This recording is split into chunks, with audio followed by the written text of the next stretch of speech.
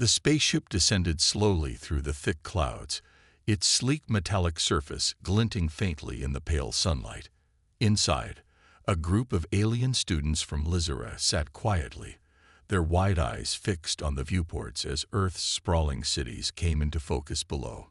It was their first time visiting this strange planet, often referred to as a death world by those who knew of its harsh conditions. Kale, a young male with shimmering blue skin and curious golden eyes, leaned closer to the window, his expression a mix of awe and apprehension. Beside him, Lyra, a soft-spoken female with silver hair and delicate features, gripped the edge of her seat tightly. She had heard stories about Earth, how unpredictable it was, how dangerous, but seeing it up close made those tales feel far more real. Their mentor, Vren, stood at the front of the cabin, his deep voice cutting through the hum of the engines. "Remember," he said, addressing the group, "Earth is not like Lizera. Its people have developed ways to survive in an environment that would overwhelm most species. Be open-minded, but cautious." His words hung in the air as the ship touched down gently on a landing pad near a large human city. The aliens exchanged nervous glances before gathering their belongings and stepping out into the unfamiliar world. The air outside was cool and carried a faint metallic tang, unlike the clean, filtered atmosphere they were used to back home.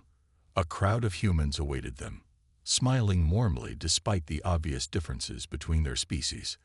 Among them was Dr. Emily Dawson, a tall woman with sharp green eyes and a no-nonsense demeanor. She introduced herself as the lead physician at the hospital where the aliens would be observing human medical practices. Her handshake was firm, her tone confident. "Welcome to Chicago," she said, gesturing toward a fleet of vehicles waiting nearby. "You're going to learn a lot here." As they drove through the bustling streets, Kale couldn't help but marvel at the sheer chaos around him. Cars honked loudly, pedestrians hurried along crowded sidewalks, and towering buildings loomed overhead. Everything seemed so loud, so fast-paced. Lyra, however, found it overwhelming. She clutched her bag nervously, whispering to Kale, "How do they live like this? It feels unsafe." When they arrived at the hospital, the contrast between Lizeran and human medicine became immediately apparent. The building buzzed with activity, its halls filled with doctors rushing past, nurses wheeling patients on gurneys, and machines emitting steady beeps. On Lizera, healing was a serene process, involving gentle energy fields and advanced nanotechnology designed to repair injuries without pain or discomfort. Here, things were different. People shouted orders, instruments clattered, and the smell of antiseptic lingered in the air. Dr. Dawson led the group into an operating room just as she was called to assist with an emergency case. A man had been brought in after a car accident, his leg badly fractured and bleeding heavily. Without hesitation, she scrubbed in and began working, her movements precise and efficient. Kale watched intently, fascinated by her ability to remain calm under pressure. Lyra, on the other hand, looked away, unable to stomach the sight of blood pooling on the floor. When the procedure ended successfully, she finally spoke up. "Why must you hurt them to heal them?" she asked, her voice trembling slightly. Dr. Dawson paused, considering the question. Then, with a small smile, she replied, "Because sometimes hurting is part of healing, and because we don't have the luxury of waiting for something better."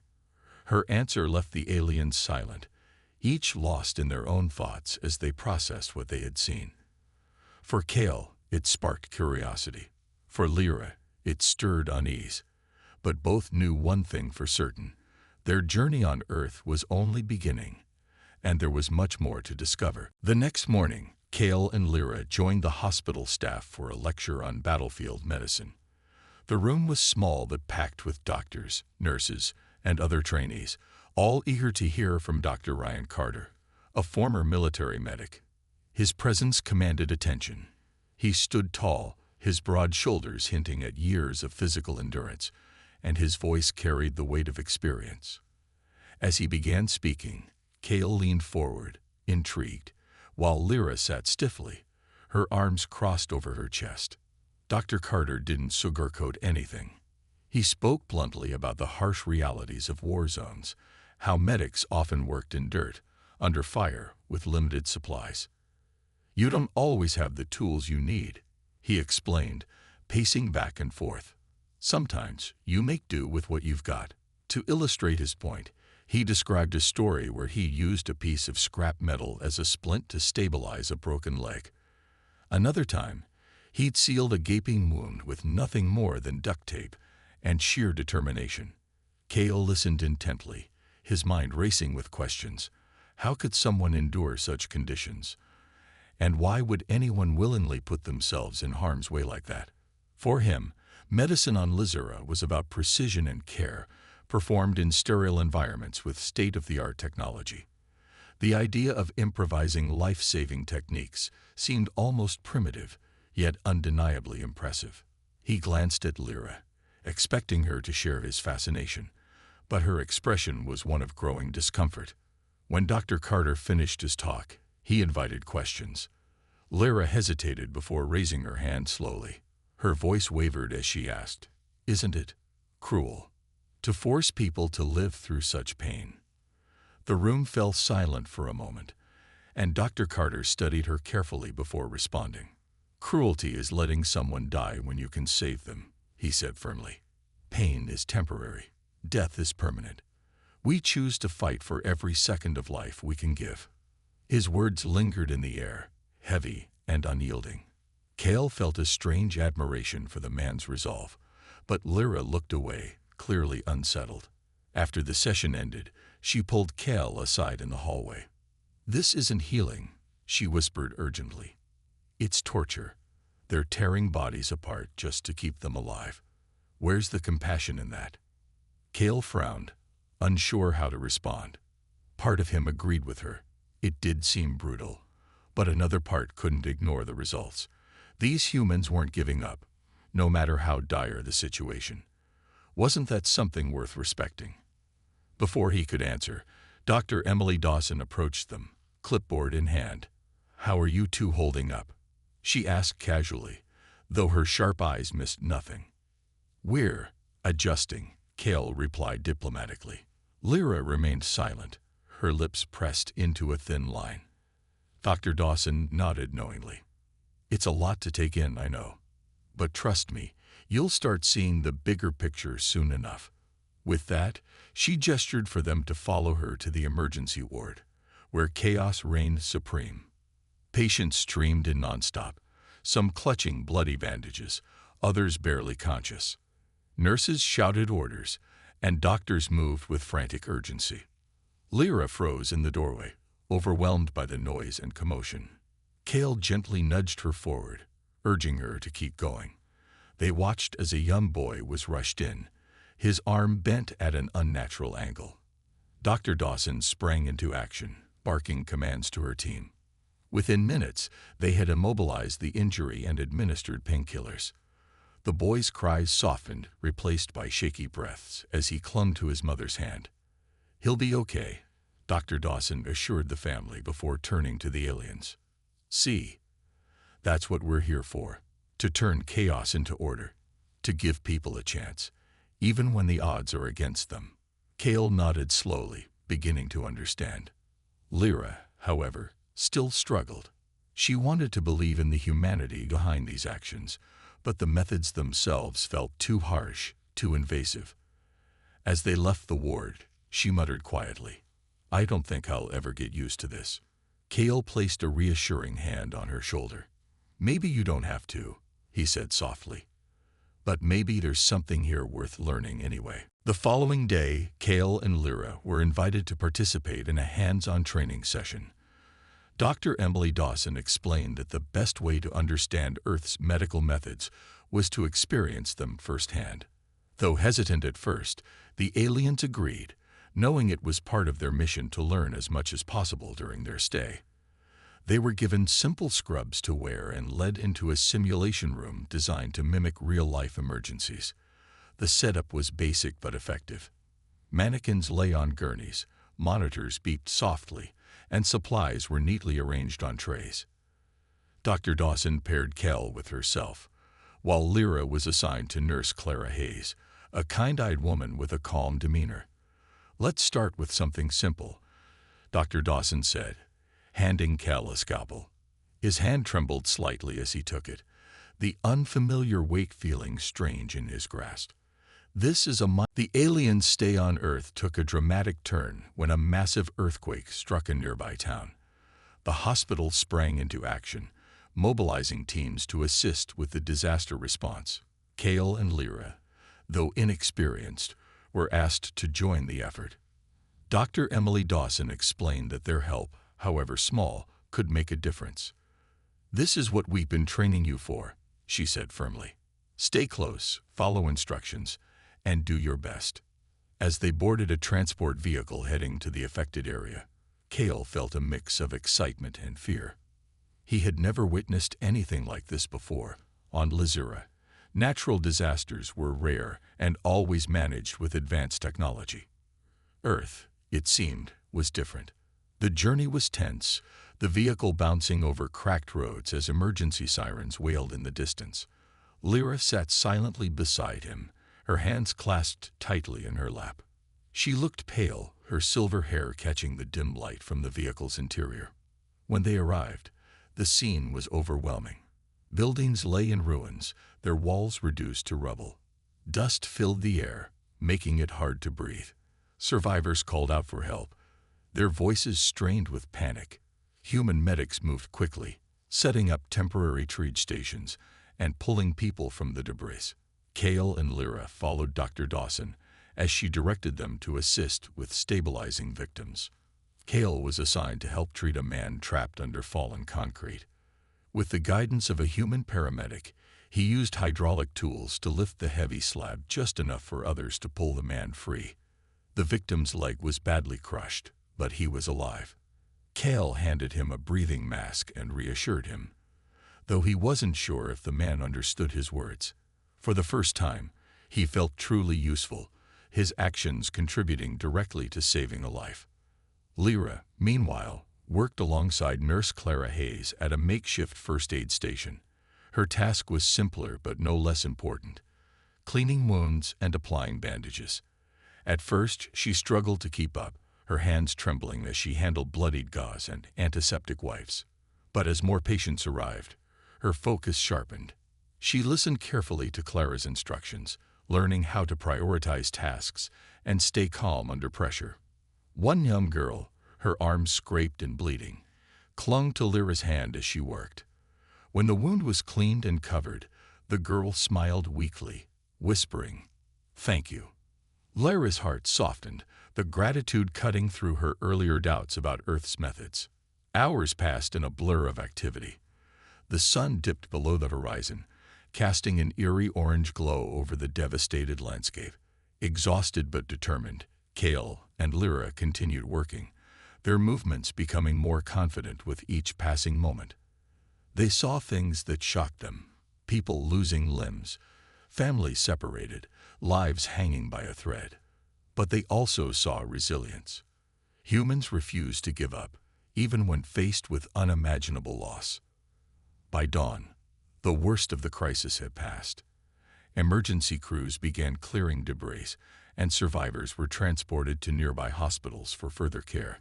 Cale and Lyra returned to the transport vehicle, their scrubs stained with dirt and blood. They sat quietly, too tired to speak, as the vehicle rumbled back toward the city. Later that evening, Dr. Dawson gathered the team for a debriefing. She praised everyone's efforts, including those of the alien students. "You stepped up when it mattered most," she told them. "That says a lot about your character." Cale beamed with pride, while Lyra nodded thoughtfully, her earlier reservations softened by the day's events. Back in their quarters, Cale turned to Lyra. "What did you think?" he asked gently. Lyra hesitated, then sighed. "I still don't agree with everything they do here," she admitted, "but I understand now why they do it. They fight because they have to. And maybe there's courage in that." Cale smiled, placing a hand on her shoulder. "We came here to learn, right? Well, I think we're starting to." As they prepared for bed, Both aliens reflected on the day's challenges. Despite the destruction and suffering they had witnessed, they couldn't deny the strength and determination of the humans around them. It was a lesson neither would forget, and one that would stay with them long after they left Earth. Back at their temporary quarters, tensions simmered between Kale and Lyra. The events of the earthquake response had left them both physically and emotionally drained, but their differing perspectives on what they had witnessed only deepened the divide. Kale felt a growing admiration for humanity's resilience and resourcefulness, while Lyra remained conflicted, struggling to reconcile her values with the harsh realities she had seen. "You don't get it," Lyra snapped as they unpacked their medical kits in their shared living space. "What they do, it's brutal. Cutting people open, leaving them scared, deciding who lives and who dies based on odds. How is that healing?" Kale sighed, setting down his supplies carefully. He knew Lyra wasn't just upset about the methods themselves. She was grappling with how different Earth was from everything she had ever known. Still, he couldn't let her dismiss what they had experienced so easily. "It's not perfect," he said calmly, "but you can't deny it works. They save lives, lives that would be lost otherwise. Isn't that worth something?" Lyra shook her head, pacing back and forth across the room. Her silver hair shimmered faintly under the artificial light, but her expression was dark. "At what cost? Do you think those scars will fade? Do you think those families won't remember losing someone because there weren't enough resources to go around? Humans act like survival is all that matters. But what about dignity? Compassion?" Her voice cracked slightly on the last word, and Kale softened. He stepped closer, placing a hand on her shoulder. "I'm not saying I agree with everything either," he admitted. "But maybe we're looking at this the wrong way. Maybe it's not about choosing between compassion and survival. Maybe it's about doing whatever it takes to keep going, even when things are hard." Before Lyra could respond, Vren entered the room. Their mentor's presence immediately commanded attention, his tall frame and calm demeanor a grounding force. He looked at both of them, sensing the tension without needing to ask.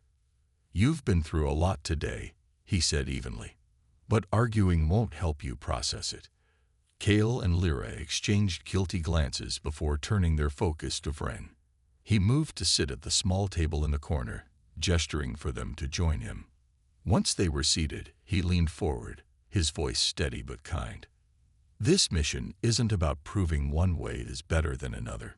It's about understanding. You've seen how humans adapt to their environment, how they fight against impossible odds to preserve life.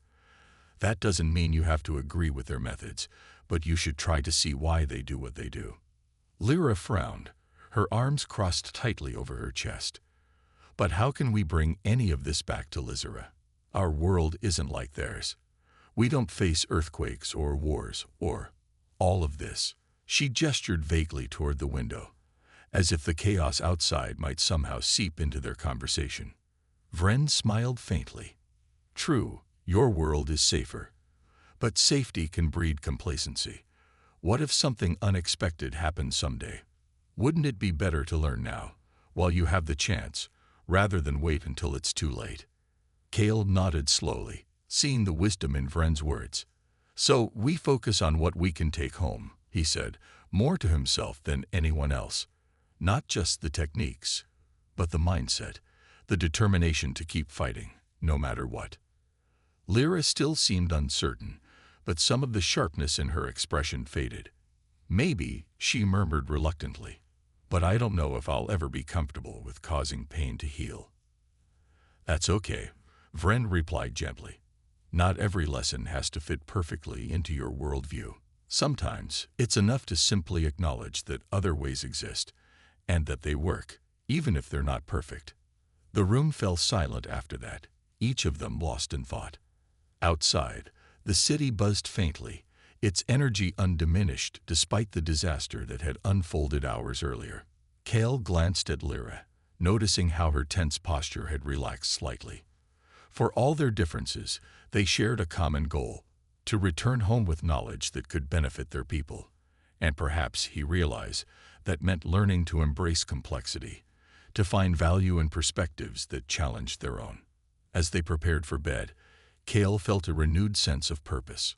Earth was difficult, yes, but it was also full of lessons waiting to be uncovered. Whether they agreed with those lessons or not, one thing was certain. Their journey was far from over. The day of departure arrived sooner than Kale and Lyra had expected. As they packed their belongings, the weight of everything they had experienced on Earth pressed heavily on their minds. The bustling hospital, the earthquake response, the debates with each other, all of it felt like a whirlwind that had passed too quickly to fully process. Yet, as they prepared to leave, both aliens knew they were carrying something valuable back home, even if they couldn't yet put it into words. Dr. Emily Dawson and Nurse Clara Hayes hosted a small farewell dinner for the group at a quiet restaurant near the hospital. The atmosphere was warm, filled with laughter and shared stories from the past weeks. Dr. Dawson raised her glass in a toast, her green eyes reflecting pride and gratitude. "You've come a long way since you first stepped foot in our hospital," she said warmly. "I hope you take something meaningful back to Lyra, something that helps your people, just as you've helped us." Kale smiled, feeling a swell of admiration for the humans who had welcomed them so openly. He thought about the scalpel in his hand during the simulation, the man he'd helped free from rubble, and the countless moments when he'd witnessed courage in action. "I think I understand now why Earth is called a death world," he said thoughtfully. "But I also see how that name doesn't tell the whole story. Your world is tough, yes, but it's made you strong, resilient. That's something we could learn from."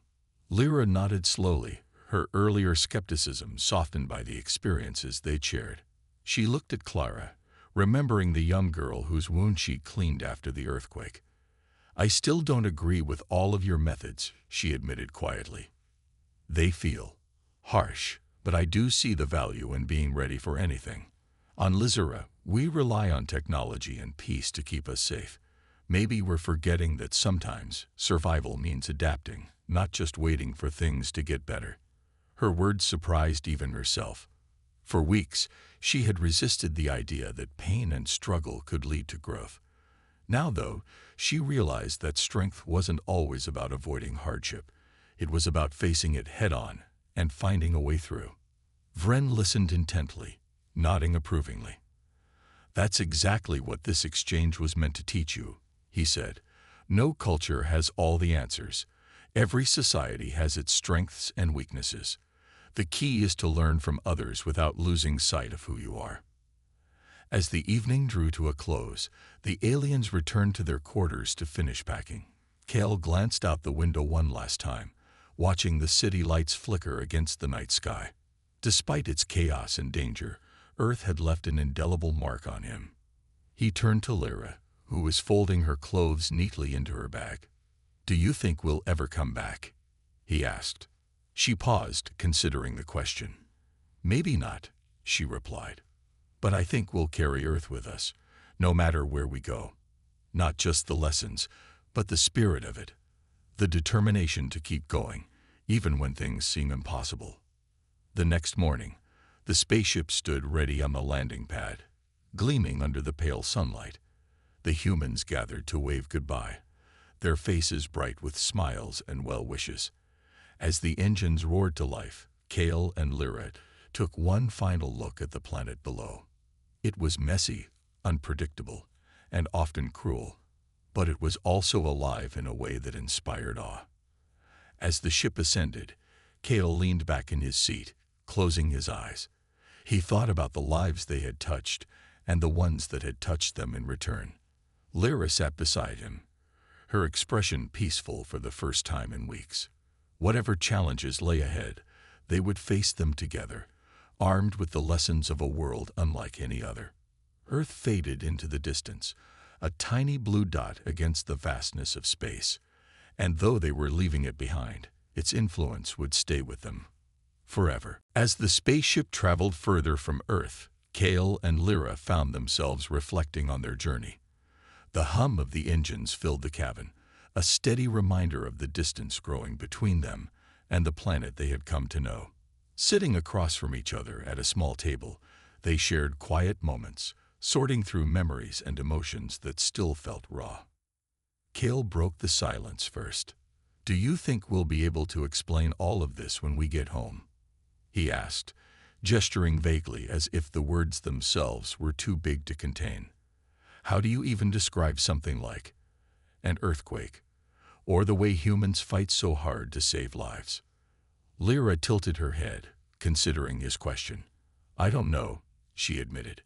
"Lizera is so different. Our people might not understand why anyone would live like that, why they'd put themselves through so much pain just to survive." She paused, then added softly, "But maybe that's the point. Maybe understanding isn't about agreeing. It's about seeing things from another perspective." Vren, who had been quietly observing their conversation, nodded approvingly. "Exactly," he said. "You don't have to bring back every method or technique you saw on Earth. What matters is the mindset, the willingness to adapt, to prepare for challenges, and to value life no matter the cost." Kale leaned forward, resting his elbows on the table. "I think I'm starting to see what you mean. Before we came here, I thought survival was about avoiding danger altogether. But now I realize it's more than that. It's about being ready, even when things go wrong." Lyra nodded slowly, her earlier resistance giving way to acceptance. "And it's not just about surviving," she added. "It's about finding meaning in the struggle. Humans don't just endure. They create. They care. They keep going. That's what makes them strong." Their mentor smiled faintly, his gaze shifting toward the viewport, where stars streaked past in streaks of light. "Strength comes in many forms," he said. "For humans, it's resilience. For us, it might be something else entirely. But there's always room to grow, to take what we've learned and use it to make our world better." The rest of the journey passed in thoughtful silence, each of them lost in their own reflections. When the ship finally approached Lizera, its serene blue-green surface glowing softly against the darkness of space, Kale felt a pang of nostalgia, not for home, but for the chaotic, unpredictable world they were leaving behind. Earth had been harsh, yes, but it had also been full of lessons he would carry with him forever. Once they landed, the aliens were greeted by a delegation of their peers and mentors. Excited voices filled the air as everyone gathered around, eager to hear about their experiences. Kale and Lyra exchanged a glance before stepping forward to share their story. At first, their words stumbled over one another. How could they possibly capture the essence of Earth in simple sentences? But as they spoke, they began to find clarity. They described the hospital's controlled chaos, the earthquake response's desperate urgency, and the humanity that shone through every challenge. They didn't shy away from the harder truths, the pain, the sacrifices, the difficult choices, but they framed them within the context of resilience and determination. Their audience listened intently, some nodding in understanding, others frowning in disbelief. When they finished, a young Lizeran student raised her hand hesitantly. "Do you think we should change how we do things here?" she asked. Kale and Lyra looked at each other, then smiled. "Not necessarily," Lyra replied. "Our way works for us. But maybe we can learn to be more prepared for anything, to face challenges instead of avoiding them. And maybe," Kale added, "we can remember that strength isn't just about safety. It's about courage, too." As the crowd dispersed, Vren placed a hand on each of their shoulders. "You've done well," he said simply. "Now it's up to you to decide what comes next." Standing beneath Lizera's gentle skies, Kale and Lyra felt a renewed sense of purpose. Earth had changed them in ways they couldn't have imagined. And though they were home, they knew they would never forget the lessons of the Deathworlders. Weeks passed since Kale and Lyra's return to Lizera, but the impact of their journey lingered in everything they did. Their days were filled with presentations, discussions, and debates as they shared their experiences with scholars, leaders, and fellow students. At first, many Lizerans struggled to grasp the harsh realities of Earth, its dangers, its imperfections, its relentless demand for survival. But Kale and Lyra had learned how to tell their story in a way that resonated, focusing not just on the differences, but on the universal lessons hidden within. One evening, as the sun dipped below the horizon, painting the sky in soft hues of orange and pink, Kale and Lyra sat together by a tranquil lake near their university. The water shimmered gently, reflecting the stars beginning to appear overhead. It was a peaceful scene, worlds away from the chaos of Earth. Yet both aliens found themselves thinking about the humans they had left behind. "I wonder what they're doing right now," Lyra mused aloud, breaking the comfortable silence between them. "Do you think Dr. Dawson is still rushing around the hospital? Or Clara, comforting someone who needs hope?" Kale smiled faintly, leaning back on his hands. "Probably," he said. "That's just how they are. Always moving, always fighting, for their patients, for each other, for life itself." Lyra nodded, her expression thoughtful. "I used to think they were too extreme, too willing to hurt in order to heal. But now, I see it differently. They don't have the luxury of waiting for perfect solutions. They act because they have to." Kale glanced at her, noticing how much she had changed since their arrival on Earth. Gone was the rigid skepticism that had once defined her perspective. In its place was a newfound openness, an ability to appreciate the complexity of survival. "You've come a long way," he said softly. "So have you," she replied with a small laugh. "Remember when you couldn't even hold that scalpel without shaking?" He chuckled, remembering the moment vividly. "Yeah, well, I guess we all start somewhere." Their conversation drifted into quieter territory, reflecting on the broader implications of their trip. They had brought back more than stories. They had brought ideas, ways to strengthen Lizaran society without losing its core values.